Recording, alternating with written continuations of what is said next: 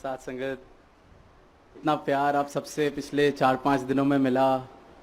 अनेकों भवनों पे जाने का मौका मिला सदगुरु माता जी के साथ, और एक एक संत के चेहरे ने जो भाव प्रकट किए, जो मुस्कुराहटें चेहरों पे देखने को मिली, इतनी खुशी मिली साथ संगत, इतना प्यार मिला। सदगुरु माता जी हर भवन पे जब चरण डाल के गाड़ी में बैठते तो बस यही बोलते कि इतना प्यार संगतें दे रही हैं, बस हम भी इस तरह से सेवा में लगे रहें। तो यही अरदास माता जी से कि पूरा जीवन ये जो संगत आपके सर का ताज है, इनकी चरण धूल बन के इनकी सेवा में ही लगी रहे।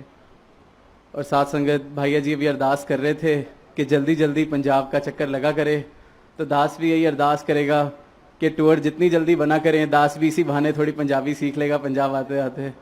तो साथ संगत, ये जो विशाल परिवार हमने जिसके दर्शन किए, हर एक स्टेशन पे, हर एक समागम में मानवता के इस मैसेज का ये जो जीता जागता एक एग्जाम्पल, जो प्रैक्टिकल स्पिरिचुअलिटी का एग्जाम्पल संत निरंकारी मिशन देता आ रहा है कि कैसे ये जो इंसान है एक दूसरे से प्यार करते हुए एक दूसरे के साथ रह सकते हैं, जी सकते हैं। कोई भी दीवारें मनों की ना रखते हुए, दिलों में किसी भी प्रकार का वैर ना रखते हुए हम सब एकत्व के भाव से रह सकते हैं। तो साथ संगत, ये सिर्फ और सिर्फ सदगुरु की कृपा है। और यही अरदास कि सारा संसार, सारा ही संसार आप जी का है, और ये जो खुशबू आपके ज्ञान की है हर एक कोने में महके। साथ संगत, अभी पिछले कुछ दिन पहले दास को अपने एक बड़े पुराने मित्र से मिलने का मौका मिला।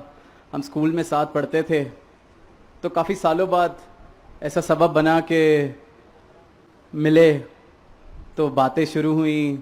कुछ उन्होंने अपने जीवन में क्या चल रहा है उसका जिक्र किया, कुछ दास से पूछा। फिर जाहिर सी बात थी, उन्होंने मिशन के बारे में बात करनी शुरू की।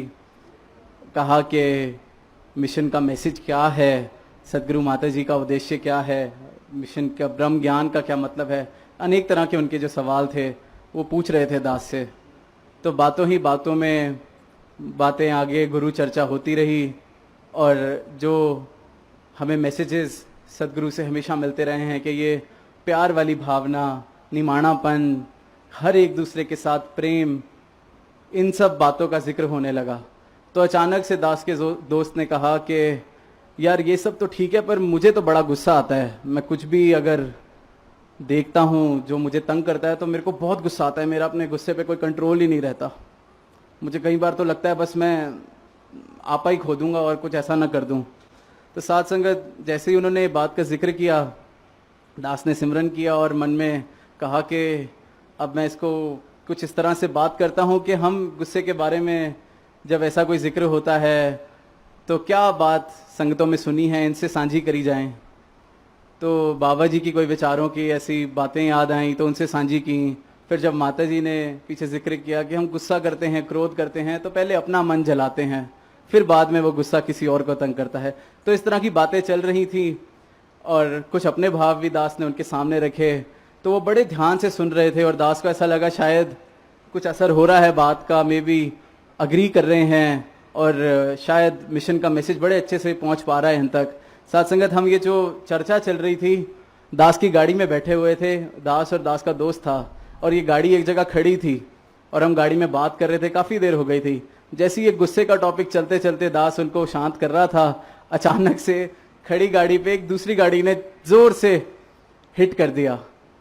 और साथ संगत, उस मोमेंट पे दास अपने दोस्त का चेहरा देख रहा था, उसका फर्स्ट रिएक्शन एकदम गुस्से वाला आ गया। दास ने सिमरन किया, सच्चे पातशाह आप जी ने बड़ी कमाल की सिचुएशन सामने रखी है कि अभी तो सिर्फ प्रचार शब्दों से हो रहा है, अब करके भी दिखाना है। तो साथ संगत, फिर उस बात का कि कंडो तिखी बालो निकी। साथ संगत, ये गुरसिक्खी औखी तब तक है जब तक हमें लगता है कि ये हमने कुछ करना है। जिस पल समर्पण का भाव आ गया कि सच्चे पातशाह मेरी कोई औकात ही नहीं है कि मैं आप जी का मैसेज दे क्या मैं एक कदम भी अपने जीवन का आपकी मर्जी के बिना चल सकूं, आप जी नहीं सब कुछ कराना है। तो फिर साथ संगत, ये खुद लाज रखते हैं।